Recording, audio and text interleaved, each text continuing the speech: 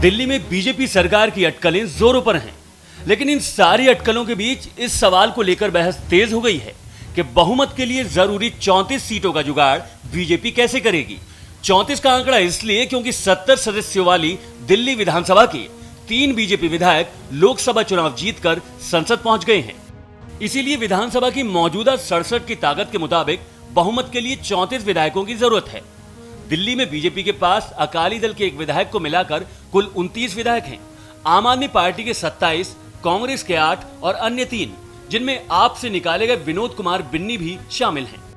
जाहिर है बीजेपी को बहुमत के 5 अतिरिक्त विधायकों का साथ चाहिए, लेकिन ये 5 विधायक आएंगे कहां से? क्योंकि जेडीयू विधायक शोएब इकबाल ने बीजेपी को किसी भी सूरत में समर्थन देने से इनकार कर दिया है। अब अगर ये मान भी लें कि बीजेपी को निर्दलीय रामवीर सिंह शौकीन और विनोद कुमार बिन्नी का समर्थन मिल भी जाता है, तो उसकी ताकत होती है 31 विधायक की। फिर कैसे साबित होगा सदन में संख्या बल?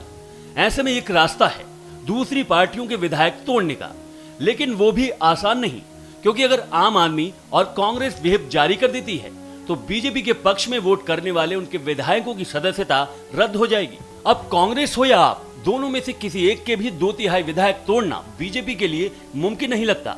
ऐसे में सदन में बीजेपी का संख्या बल तभी संभव है जब आप और कांग्रेस के कुछ विधायक बीमार पड़ जाएं और वोटिंग में हिस्सा नहीं लें। लेकिन इसके अलावा दिल्ली में सरकार बनाने का एक विकल्प और भी है, गोपनीय मतदान का विकल्प। उपराज्यपाल नजीब जंग दिल्ली एनसीटी एक्ट के जरिए संसद से मिले विशेषाधिकार का उपयोग कर सकते हैं। उपराज्यपाल विधानसभा को गुप्त मतदान के जरिए अपना नेता चुनने का आदेश दे सकते हैं। जाहिर है अगर गुप्त मतदान होता है तो व्हिप का फायदा सियासी पार्टियों को नहीं मिलेगा, खूब खरीद फरोख्त होगी।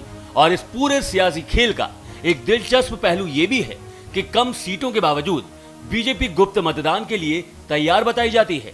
Bureau report, news express.